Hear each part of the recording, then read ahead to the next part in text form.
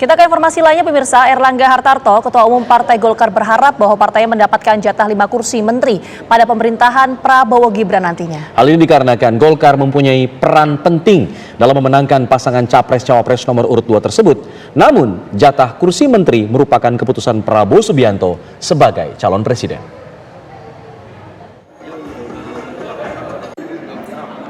Ketua Umum Partai Golkar Erlangga Hartarto berharap kontribusi Golkar yang signifikan dalam kemenangan Prabowo Gibran di Pilpres 2024 bisa mendapatkan jatah 5 kursi di kementerian dalam pemerintahan. Hal ini disampaikan Erlangga saat memberi sambutan dalam buka puasa bersama dan silaturahmi Partai Golkar di Nusa Dua, Bali. Menurut Erlangga, dirinya akan menyampaikan ke Prabowo dan Gibran tentang capaian Partai Golkar yang memenangkan pasangan calon nomor 2 tersebut hingga mendapatkan suara 58% dari data Badan Pemenangan Pemilu Golkar Bapilu. Erlangga membandingkan Pilpres 2019 lalu yang hanya didukung 53% dari pemilih Partai Golkar dan Pilpres 2024 yang mencapai sampai 80% pemilih Partai Golkar. Jadi memang benar bahwa Partai Golkar betul-betul di depan untuk memenangkan Pak Prabowo dan Mas Gibran.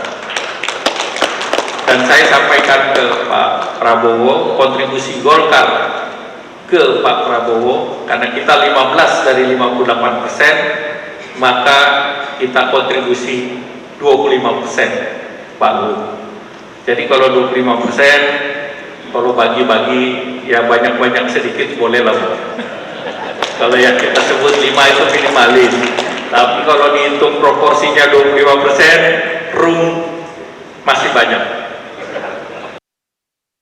Pengamat politik Ujang Komarudin menilai permintaan Golkar ini dikarenakan merasa mempunyai peran penting dalam menaikkan suara dari pasangan nomor urut 2. Ya tentu itu hak Ketum Golkar, hak Pak Erlangga ya, untuk bisa bernegosiasi dengan Presiden terpilih Pak Prabowo.